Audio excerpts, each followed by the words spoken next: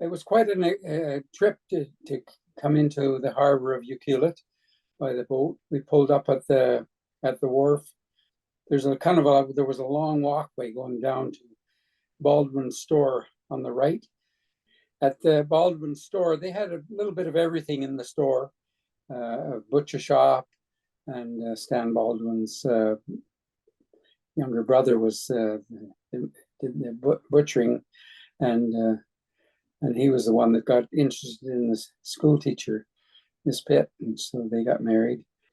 But then you further down the hill on the side, there was the men's cookhouse, and Hans was the cook. He looked after that, and then beside it was the women's cookhouse, and a lovely lady was the cook there. And Mr. Jacobs had a garden, and he used to supply the vegetables for the cookhouses, and we used to bring the vegetables down in his wheelbarrow, and several times a week. And I used to help him with his garden. I remember many times being down on the wharf and seeing these big seiners come in just loaded with pilchards and herring, and they would offload them at the fish plant. And my dad had the fish oil section right at the back of the fish plant, and there was a series of vats starting at the top and coming downward, and they start off cooking the cooked oil on the top, and then as the oil floated to the top, it would drain out into the next vat, and they kept going through these different vats until when it got to the bottom one, right at the end where Dad was stationed there, the oil was crystal clear. It was just like cod liver oil, and then all the what was left was all turned into fish meal for fertilizer.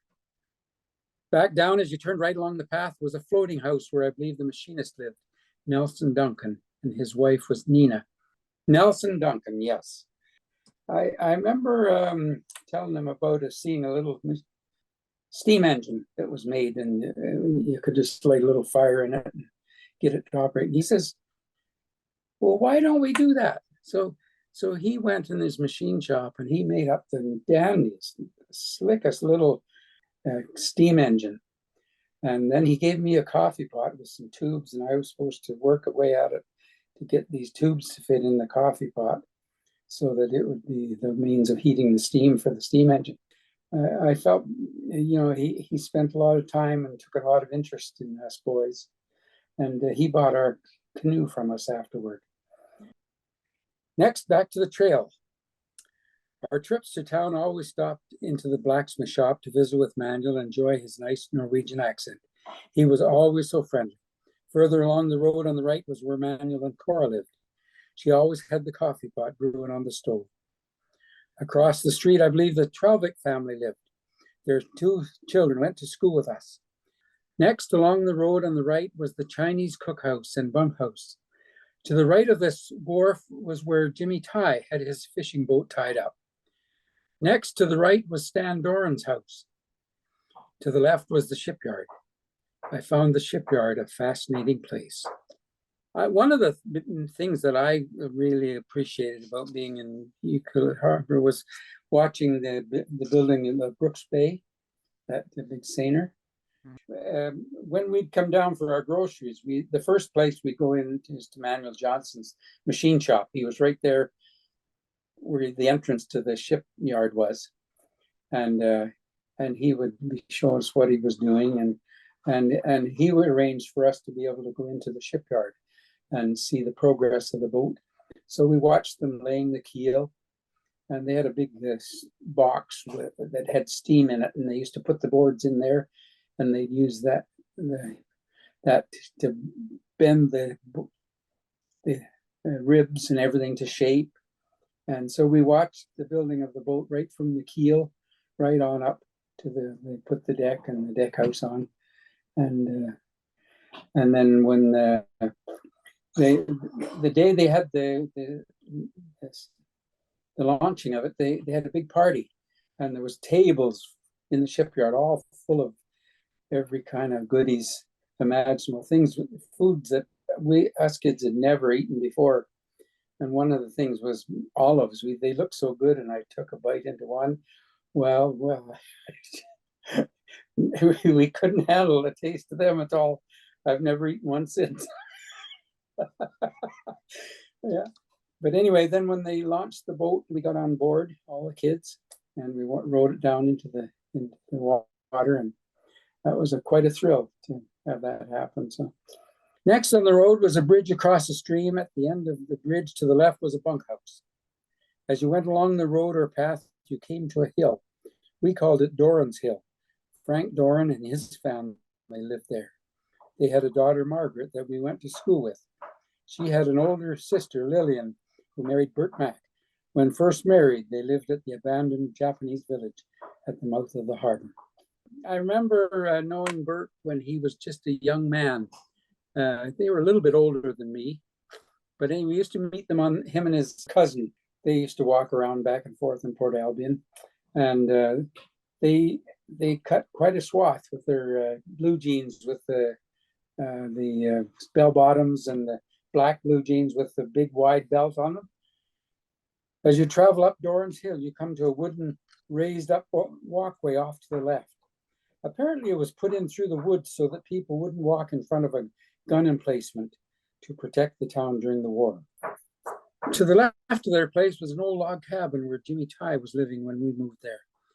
In front of it was a building which I believe was for ammo storage. Beyond this was what we called Hillier's Wharf. It was a government wharf. Chuck and I had a dugout canoe, which we kept there, and also Dad had a rowboat, which we kept there as well. One of the things my dad arranged for my brother and I to get a canoe, a cedar dugout canoe.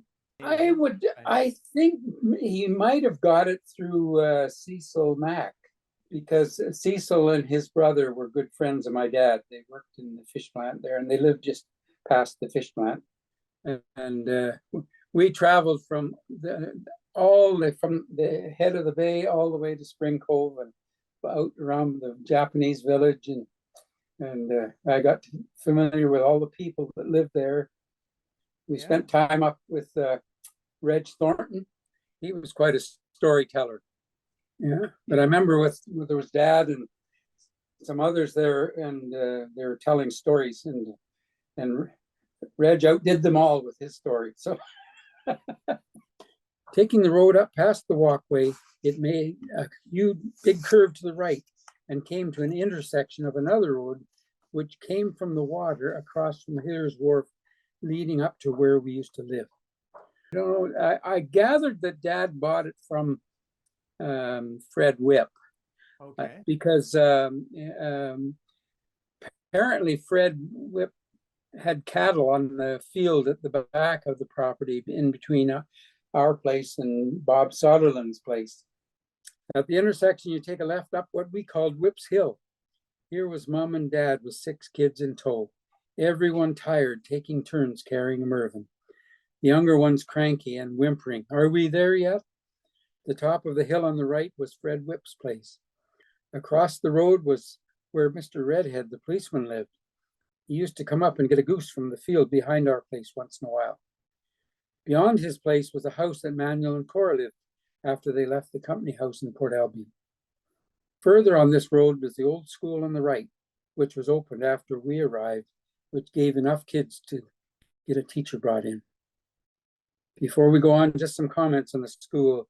The first teacher was an older, no-nonsense lady. I forgot her name. I don't know if she retired or we all drove her crazy. Next, we had a beautiful young girl with long, dark hair. She had a fiery temper at times, but overall, she was a lot of fun. She could be easily talked into going for a hike in the woods, which everyone enjoyed. Yeah, the funniest experience I had was taking the teacher on the ride on the wheelbarrow. Mr. Jacobs he was so comical fellow.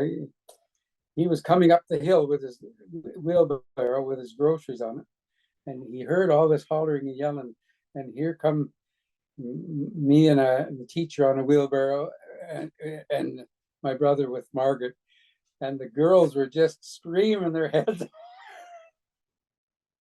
When he saw us coming, he just threw his wheelbarrow into the ditch and jumped into the ditch to get out of the way while we went roaring by.